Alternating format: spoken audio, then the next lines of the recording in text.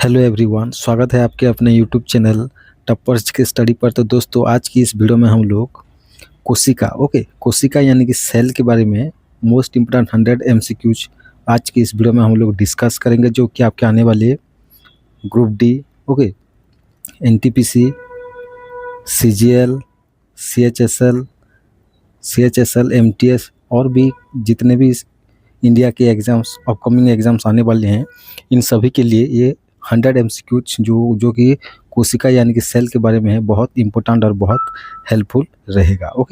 तो चलिए वीडियो को स्टार्ट करते हैं। तो आज का पहला प्रश्न है हमारा, जीवन की संरचनात्मक और कार्यात्मक इकाई क्या है? तो करेक्ट आंसर क्या होगा? तो ये हमारा कोशिका है यानी कि सेल है। नेक्स्ट, कोशिका यानी कि सेल शब्द किसके द्वारा गढ़ा गया था? तो करेक्ट आंसर है किसने दिया था? तो करेक्ट आंसर है रॉबर्ट हुक ने दिया था। सेल यानी कि कोशिका। नेक्स्ट है हमारा, कोशिका सिद्धांत किसके द्वारा प्रस्तावित किया गया था? तो करेक्ट आंसर है किसके द्वारा किया गया था? तो करेक्ट आंसर है किसके द्वारा? ऑप्शन बी हमारा करेक्ट आंसर है, स्लीडेन और स्वान। कौन? स्लाइडेन और स्वान ने दिया था कोशिका सिद्धांत यानी कि सेल थ्योरी। नेक्स्ट है हमारा, यह कथन ओमनिस सेलुला ई सेलुला किसने दिया था? तो करेक्ट आंसर है किसने दिया था? बिरचो ने दिया था। किसने? बिरचो ने दिया था। इसको याद कर लेना। नेक्स्ट है हमारा, मानव शरीर में सबसे छोटी कोशिका कौन सी है? तो करेक्ट आंसर है कौन सी है? आरबीसी है। कौन सी है? Red blood cells. यानी कि लाल रक्त कणिका। नेक्स्ट है हमारा, मानव शरीर में सबसे बड़ी कोशिका कौन सी है? तो करेक्ट आंसर है कौन सी है? तो करेक्ट आंसर है हमारा ऑप्शन बी, ओव्यूम यानी कि डिम्ब है सबसे बड़ी कोशिका। नेक्स्ट है हमारा, विश्व में सबसे बड़ी कोशिका कौन सी है? तो करेक्ट आंसर है कौन सी है? शुतुरमुर्ग का अंडा यानी कि ओस्ट्रिच एक सबसे बड़ी कोशिका है विश्व में। नेक्स्ट है हमारा, सबसे छोटी जीवित कोशिका कौन सी है? तो करेक्ट आंसर है कौन सी है? माइकोप्लाज्मा। माइकोप्लाज्मा सबसे छोटी जीवित कोशिका है, इसको याद रख लेना। नेक्स्ट है हमारा, विषाणु कौन से होते हैं यानी कि विषाणु कैसे होते हैं? तो करेक्ट आंसर केवल मेजबान कोशिकाओं के अंदर जीवित है यानी कि living only inside host cells. इनको विषाणु कहते हैं। नेक्स्ट हमारा, सुस्पष्ट नाभिक यानी कि वेल डिफाइंड न्यूक्लियस के बिना कोशिकाएं क्या होती हैं? तो करेक्ट आंसर क्या होती हैं? वो उनको प्रोकायोटिक कहा जाता है। सुस्पष्ट नाभिक यानी कि वेल डिफाइंड न्यूक्लियस के बिना उनको प्रोकायोटिक सेल कहा जाता है। यानी कि प्रोकायोटिक होता है। नेक्स्ट है हमारा, किस कोशिका अंगक को नियंत्रण केंद्र यानी कि कंट्रोल सेंटर कहा जाता है? तो करेक्ट आंसर किसको कहा जाता है? तो करेक्ट आंसर है नाभिक यानी कि न्यूक्लियस को कहा जाता है। नेक्स्ट क्वेश्चन है हमारा, कोशिका के अंदर जेली जैसा पदार्थ क्या होता है? तो करेक्ट आंसर है उसको क्या कहते हैं? कोशिका द्रव्य यानी कि साइटोप्लाज्म कहते हैं, जो कि कोशिका के अंदर जेली जैसा होता है। नेक्स्ट है हमारा, कोशिका का जीवित पदार्थ क्या है? तो करेक्ट आंसर है क्या कहते हैं उसको? प्रोटोप्लाज्म कहते हैं। कोशिका के अंदर जो जीवित पदार्थ होता है उसको प्रोटोप्लाज्म कहते हैं। नेक्स्ट है हमारा, कोशिका भित्ति किस में मौजूद होता है? तो करेक्ट आंसर है किस में मौजूद होता है? तो करेक्ट आंसर है केवल पौधों की कोशिकाओं में यानी कि प्लांट्स सेल्स में कोशिका भित्ति मौजूद होता है। यानी कि ये कोशिका भित्ति के बारे में बोल रहा है। नेक्स्ट है हमारा, कोशिका भित्ति से बनी यानी कि कोशिका भित्ति किससे बनी होती है? तो करेक्ट आंसर है सेल्यूलोज से। किससे? सेल्यूलोज से कोशिका भित्ति बनी होती है। नेक्स्ट है हमारा, प्लाज्मा झिल्ली किससे बनी होती है? तो करेक्ट आंसर है हमारा किससे? लिपिड और प्रोटीन से कौन सी बनी होती है? प्लाज्मा झिल्ली बनी होती है। नेक्स्ट है हमारा प्लाज्मा झिल्ली क्या है? तो यानी कि प्लाज्मा झिल्ली कैसा होता है? तो करेक्ट आंसर है कैसा होता है? तो प्लाज्मा झिल्ली अर्ध पारगम्य यानी कि सेमी परमिएबल होती है।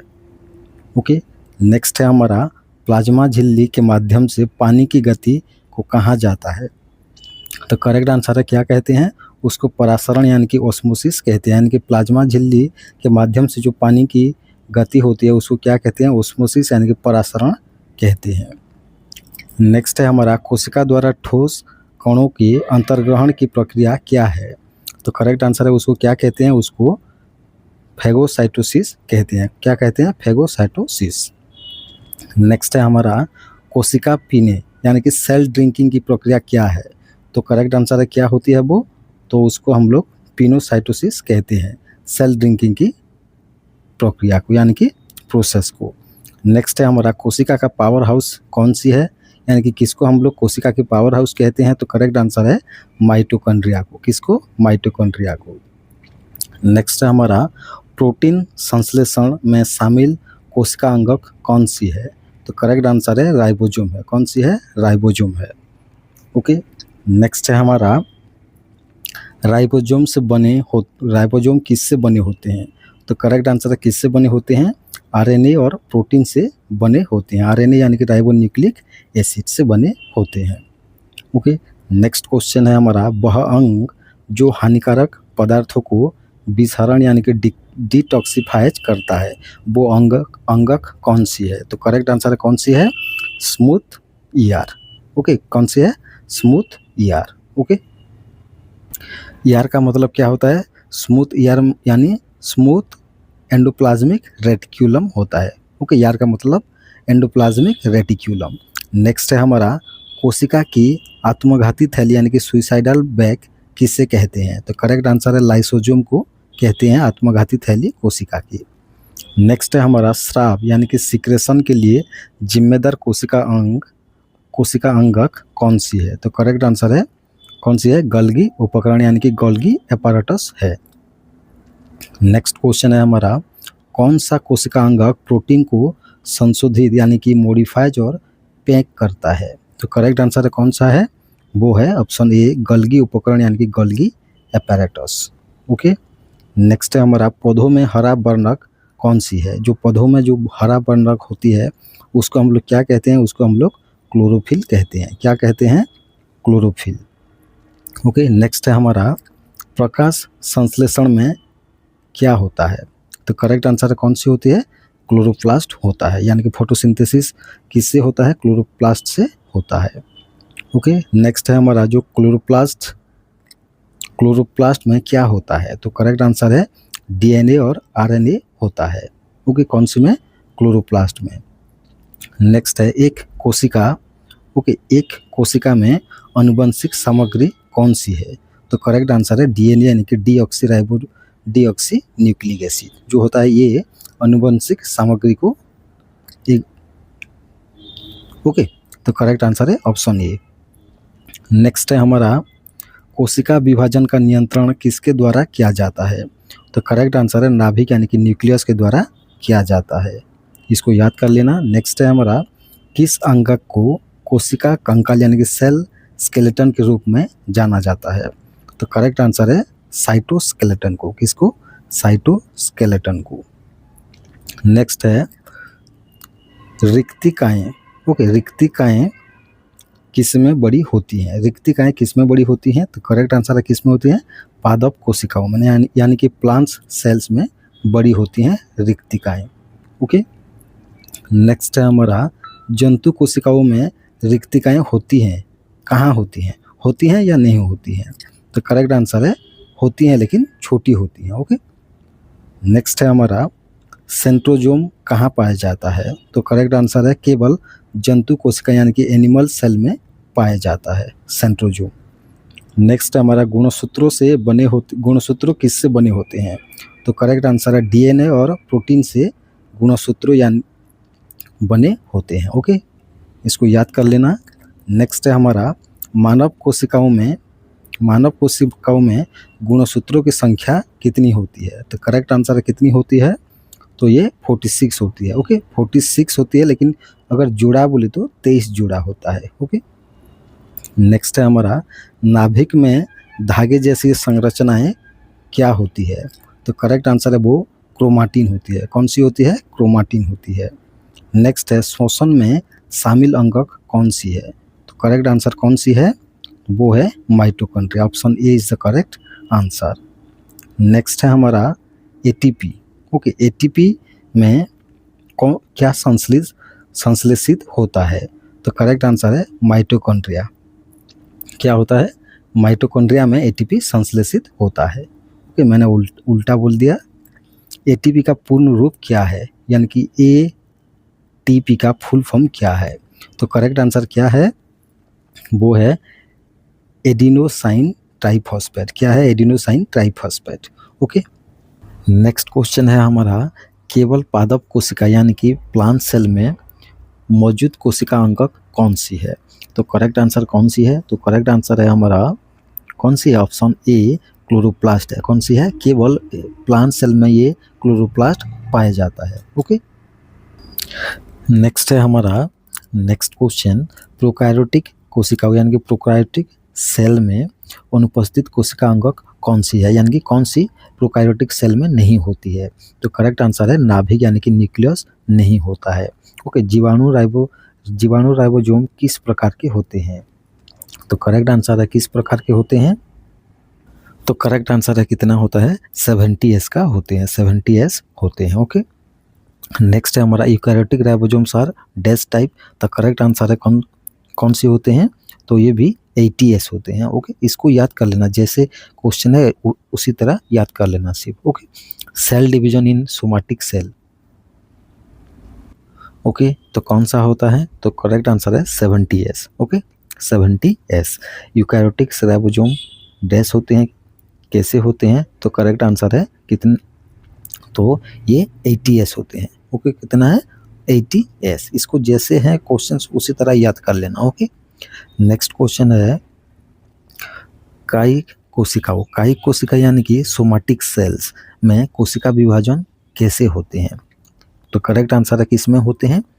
तो करेक्ट आंसर है कैसे होते हैं? तो ये है मिटोसिस में होते हैं। ओके, यानी कि मिटोसिस, ये सोमैटिक सेल्स में इस तरह का विभाजन होते हैं। नेक्स्ट है हमारा लिंग कोशिका यानी कि सेक्स सेल्स में कोशिका विभाजन किस तरह होते हैं? ओके, तो करेक्ट आंसर है किस तरह होते हैं? इसमें मियोसिस यानी कि अर्धसूत्री विभाजन होती है सेक्स सेल में। ओके, इसको याद कर लेना। नेक्स्ट है हमारा कोशिका चक्र का वह चरण जहाँ डीएनए प्रतिकृति यानी कि डीएनए रेप्लिकेट्स करता है। तो करेक्ट आंसर है कौन सा है? वो कौन सा चरण है? वो है एस चरण, यानी कि एस फेज हम लोग कहते हैं उसे। ओके, नेक्स्ट है हमारा कोशिका का विश्राम चरण कौन सी है, यानी कि रेस्ट किस में करता है कोशिका? तो करेक्ट आंसर है इंटरफेज में। किस में? इंटरफेज में। ओके, नेक्स्ट है हमारा केंद्रक विभाजन की प्रक्रिया क्या कहलाती है? तो वो उसको हम लोग कैरियोकाइनेसिस कहते हैं। क्या कहते हैं? कैरियोकाइनेसिस। ओके, नेक्स्ट है हमारा कोशिका द्रव्य विभाजन क्या कहलाता है? तो करेक्ट आंसर है उसे वो क्या कहलाता है? उसको हम लोग साइटोकाइनेसिस कहते हैं। क्या कहते हैं? साइटोकाइनेसिस। ओके, फिर आता है माइटोसिस में क्या होता है? माइटोसिस में क्या होता है? तो करेक्ट आंसर है सोमैटिसेक्स, यानी कि म्यूटिस जो होता है। ओके, माइटोसिस ये सोमैटिक सेल्स में होता है।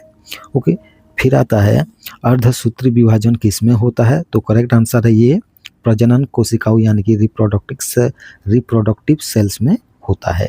इसको याद कर लेना। नेक्स्ट है हमारा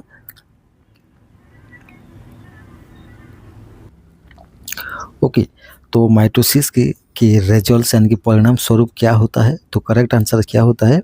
दो समान कोशिकाएं बनती है, यानी कि 2 आइडेंटिकल सेल्स क्रिएट होती हैं माइटोसिस में। ओके, फिर आता है अर्धसूत्री विभाजन के परिणाम स्वरूप क्या होते हैं? तो करेक्ट आंसर है क्या होते हैं? ये होता है 4 अगुणित कोशिकाएं बनती है, यानी कि 4 हाइप्लॉइड्स बनते हैं। ओके, इसको याद कर लेना फ्रेंड्स। नेक्स्ट है हमारा माइटोसिस का वह चरण कौन सा है जहां गुणसूत्र भूमध्य रेखा पर संरेखित होते हैं? तो करेक्ट आंसर है वो कौन सा फेज है? वो है मेटाफेज। कौन सा फेज है? मेटाफेज। फिर आता है माइटोसिस का वह चरण जहां तर्कु यानी कि स्पिंडल निर्माण शुरू होता है। वो कौन सा फेज है? तो करेक्ट आंसर है वो है प्रोफेज। कौन सा है? प्रोफेज। ओके, इसको याद कर लेना। नेक्स्ट है हमारा क्रोमाटिड्स। क्रोमाटिड्स का पृथक्करण, क्रोमाटिड्स का पृथक्करण के दौरान क्या होता है, यानी कि कौन से फेज में होता है? तो करेक्ट आंसर है एनाफेज। किस में होता है? एनाफेज में होता है। केंद्रक झिल्ली के दौरान फिर से प्रकट क्या होती है? तो करेक्ट आंसर है क्या होती है? टेलोफेज में केंद्रक झिल्ली, यानी कि टेलोफेज के दौरान केंद्रक झिल्ली यानी कि फिर से प्रकट होती है, दोबारा प्रकट होती है। ओके, नेक्स्ट है हमारा माइटोसिस का सबसे लंबा चरण कौन सा है? तो करेक्ट आंसर है माइटोसिस का सबसे लंबा चरण प्रोफेज है। कौन सा फेज है? प्रोफेज। ओके, नेक्स्ट है हमारा crossing over. Okay, crossing over किस में होता है? तो करेक्ट आंसर है किस में होता है? अर्धसूत्री विभाजन 1 में होता है। ओके, यानी कि म्यूसिस 1 में होता है। नेक्स्ट है हमारा सिनोप्सिस। सिनैप्सिस के दौरान, यानी कि सिनैप्सिस किसके दौरान होता है? तो करेक्ट आंसर है किसके दौरान होता है? जाइगोटिन। ओके, जाइगोटिन के दौरान होता है। ओके, नेक्स्ट है हमारा द्विसंयोजक। ओके, द्विसंयोजक यानी कि बाइवेलेंट का निर्माण किस दौरान होता है? किस फेज के दौरान? तो करेक्ट आंसर है किस फेज के दौरान होता है? ये भी प्रोफेज 1 के दौरान होता है। ओके, नेक्स्ट है हमारा अपचयन विभाजन, यानी कि रिडक्शन डिवीजन किस विभाजन में होता है? तो करेक्ट आंसर है तो अर्धसूत्री विभाजन, यानी कि म्यूसिस प्रथम में रिडक्शन डिवीजन यानी कि अपचयन विभाजन होता है। नेक्स्ट है हमारा गुणसूत्रों की संख्या के दौरान। ओके, गुणसूत्रों की संख्या के दौरान किस फेज के दौरान आधी हो जाती है गुणसूत्रों की संख्या? तो करेक्ट आंसर है किस फेज के दौरान होता है? तो हमारा ऑप्शन ए होगा अर्धसूत्री विभाजन। इस ओके, म्यूसिस 1, म्यूसिस प्रथम में ये होता है गुणसूत्रों की संख्या। नेक्स्ट है हमारा दो माइटोटिक विभाजन। ओके, 2 माइटोटिक विभाजनों के बीच का चरण कौन सी है? तो करेक्ट आंसर है इंटरफेज। कौन सी है? इंटरफेज। नेक्स्ट क्वेश्चन है हमारा डीएनए प्रतिकृति किस में होती है? किस फेज में? ओके, तो करेक्ट आंसर है किस फेज में होता है? एस फेज में होता है। ओके, इसको याद कर लेना। नेक्स्ट है हमारा माइटोसिस का पहला चरण क्या है? तो करेक्ट आंसर है प्रोफेज है। कौन सा है? प्रोफेज। ओके, इसको याद कर लेना। माइटोसिस का पहला चरण प्रोफेज है। नेक्स्ट, माइटोसिस का अंतिम चरण क्या है? तो करेक्ट आंसर अंतिम चरण कौन सा है? टेलोफेज है। कौन सा है? टेलोफेज, माइटोसिस का ये। ओके, फिर आता है केंद्रक झिल्ली। ओके, केंद्रक झिल्ली के दौरान क्या गायब हो जाती है? तो केंद्रक झिल्ली किस चरण के दौरान गायब हो जाती है? तो करेक्ट आंसर है प्रोफेज के दौरान। कौन सा? प्रोफेज के दौरान। नेक्स्ट है हमारा 2 कोशिका विभाजनों के बीच के चरण को क्या कहा जाता है? 2 कोशिका विभाजनों के बीच के चरण को क्या कहा जाता है? तो उसको इंटरफेज कहा जाता है। ओके, नेक्स्ट क्वेश्चन है हमारा तर्कु तंतु यानी कि स्पिंडल फाइबर्स किससे बने होते हैं? तो करेक्ट आंसर है माइक्रोट्यूबुल से बने होते हैं। किससे? माइक्रोट्यूबुल्स। नेक्स्ट है हमारा सेंट्रोमियर के दौरान क्या विभाजित, यानी कि किस चरण में सेंट्रोमियर का विभाजित होता है? तो करेक्ट आंसर है किस चरण में? ये है एनाफेज में। किस चरण में? एनाफेज में। नेक्स्ट है हमारा अर्धसूत्री विभाजन द्वितीय के समान क्या है? तो करेक्ट आंसर है क्या होती है? तो करेक्ट आंसर है माइटोसिस। अर्धसूत्री विभाजन द्वितीय जो है माइटोसिस भी वही है, यानी कि वो समान होते हैं। ओके, पादप कोशिकाओं। ओके, पादप कोशिकाओं में क्या होती है? तो करेक्ट आंसर है क्या होती है? तो उसमें ये सभी, यानी कि कोशिका भित्ति, सेल वॉल, क्लोरोप्लास्ट, बड़ी रिक्तिका यानी कि लार्ज वैक्यूल्स, ये सभी होते हैं। तो करेक्ट आंसर है हमारा ऑप्शन डी। नेक्स्ट, जंतु कोशिकाओं में क्या होते हैं? जंतु कोशिका यानी कि एनिमल सेल्स में। तो करेक्ट आंसर है सेंट्रियोल्स होते हैं। सेल वॉल नहीं होता, क्लोरोप्लास्ट नहीं होता। ओके, केवल सेंट्रियोल्स होते हैं। नेक्स्ट है हमारा निम्नलिखित में से क्या जंतु कोशिकाओं में अनुपस्थित रहता है? तो करेक्ट आंसर क्या है? वो सेल वॉल है। कौन सी है? सेल वॉल, यानी कि कोशिका भित्ति अनुपस्थित रहता है प्लांट्स हमारा एनिमल सेल्स में। ओके, नेक्स्ट है हमारा निम्नलिखित में से क्या पादप कोशिकाओं में अनुपस्थित रहता है, यानी कि प्लांट सेल्स में। तो करेक्ट आंसर है सेंट्रियोल्स नहीं रहता है। ओके, यानी कि अनुपस्थित रहता है। नेक्स्ट है हमारा पादप कोशिका भित्ति क्या देती है। तो करेक्ट आंसर है क्या देती है, कठोरता। ओके, पादप को जो कोशिका भित्ति क्या देती है, वो रिजिडिटी देती है, यानी कि कठोरता देती है। ओके, इसको याद कर लेना। नेक्स्ट है हमारा प्लाज्मोडेस्मेटा, है ना, यानी कि प्लाज्मोडेस्मेटा क्या है। तो करेक्ट आंसर है पादप कोशिकाओं के बीच के संबंध, यानी कि कनेक्शंस बिटवीन प्लांट सेल्स को हम लोग प्लाज्मोडेस्मेटा कहते हैं। ओके, इसको याद कर लेना फ्रेंड्स। नेक्स्ट है हमारा कोशिका के भीतर पाचन के लिए कौन सा अंगक जिम्मेदार है। तो करेक्ट आंसर कौन सा अंगक जिम्मेदार है, तो करेक्ट आंसर है ये लाइसोसोम। ओके, कौन सा है, लाइसोसोम। ओके, नेक्स्ट है हमारा रॉबर्ट हुक द्वारा खोजी गई कोशिका कौन सी थी। तो करेक्ट आंसर है कौन सी थी, कर्क सेल। कौन सी थी, कर्क सेल को रॉबर्ट हुक ने खोजा था।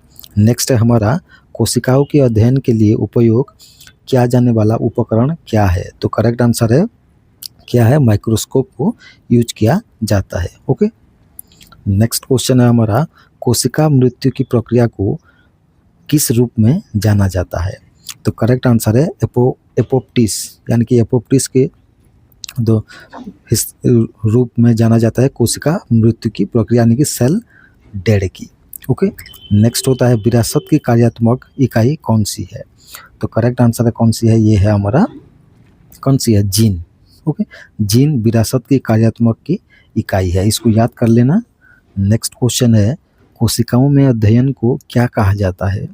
कोशिकाओं के अध्ययन को क्या कहा जाता है। तो करेक्ट आंसर है उसको साइटोलॉजी कहा जाता है। ओके, नेक्स्ट है हमारा झिल्लीबद्ध अंगक, यानी कि मेम्ब्रेन बाउंड ऑर्गेनेल्स रहित कोशिकाएं कौन सी है। तो करेक्ट आंसर है प्रोकैरियोटिक सेल है। नेक्स्ट है हमारा पैकेजिंग और परिवहन के लिए जिम्मेदार कोशिका अंगक कौन सी है। तो करेक्ट आंसर है कौन सी है, गल्गी उपकरण, यानी कि गल्गी एपैरेटस। नेक्स्ट है हमारा एक जंतु कोशिका की सबसे बाहरी परत को क्या कहते हैं। तो करेक्ट आंसर है उसको हम लोग प्लाज्मा झिल्ली कहते हैं, यानी कि प्लाज्मा मेम्ब्रेन कहते हैं। ओके, नेक्स्ट है हमारा नाभिक को छोड़कर कोशिका का जीवित भाग कौन सी है। तो करेक्ट आंसर है वो है कोशिका द्रव्य, यानी कि साइटोप्लाज्म। ओके, नेक्स्ट है हमारा नाभिक के अंदर आरएनए युक्त क्षेत्र कौन सी है। तो करेक्ट आंसर है कौन सी है, न्यूक्लियोलस है। कौन सी है, न्यूक्लियोलस है। Okay, option A is the correct answer. Next है हमारा मानव युग्मों को, ओके, मानव युग्मों को, यानी कि गेमाटिस में गुणसूत्रों की कुल संख्या कितनी होती है। तो करेक्ट आंसर कितनी होती है, 23 होती है। ओके, 23 होती है। ओके, नेक्स्ट है हमारा पौधों में कोशिका भित्ति क्या रोकती है। तो करेक्ट आंसर है क्या रोकती है, कोशिका का फटना, यानी कि बर्स्टिंग ऑफ सेल को रोकती है। ओके, कोशिका भित्ति, सेल मेम्ब्रेन जिसे हम लोग कहते हैं। दोहरी झिल्ली वाला अंगक कौन सी है। तो करेक्ट आंसर है कौन सी है, दोहरी झिल्ली वाला अंगक। तो ये है हमारा माइटोकॉन्ड्रिया, यानी कि इसमें 2 मेम्ब्रेन होते हैं। ओके, नेक्स्ट क्वेश्चन है हमारा यूकैरियोटिक कोशिकाओं में, यानी कि यूकैरियोटिक सेल्स में डीएनए, ओके, डीएनए में मौजूद क्या होता है। तो करेक्ट आंसर क्या होता है, डीएनए किस में मौजूद होता है, न्यूक्लियस में मौजूद होता है। ओके, नेक्स्ट है हमारा औसत कोशिका का आकार किस से किस तक होता है। ओके, जो औसतन कोशिका के आकार किस से किस मतलब क्या होती है। तो करेक्ट आंसर है 1 से 100 माइक्रोन तक होती है। ओके, इसको याद कर लेना। कोशिका में सबसे प्रचुर पदार्थ कौन सा है। तो करेक्ट आंसर है कौन सा है, पानी है। कौन सा है, पानी है, वाटर है। ओके, नेक्स्ट है हमारा कोशिका की मुख्य ऊर्जा मुद्रा क्या है। तो करेक्ट आंसर है कौन सा है, एटीपी। Okay, ATP. नेक्स्ट है हमारा कोशिका सिद्धांत पर क्या लागू नहीं होता है, यानी कि किस पर लागू नहीं होता कोशिका सिद्धांत, यानी कि सेल थ्योरी। तो करेक्ट आंसर है विषाणु पर, यानी कि वायरस पर ये लागू नहीं होता। ओके, तो ये थे हमारे सेल यानी कि कोशिकाओं के इम्पोर्टेंट 100 MCQs। ओके, और ये सारे जो 100 क्वेश्चन है ये सब आपके आने वाले सभी एग्जाम्स के लिए बहुत हेल्पफुल रहेगा। Okay, I hope you understand. Okay, thank you.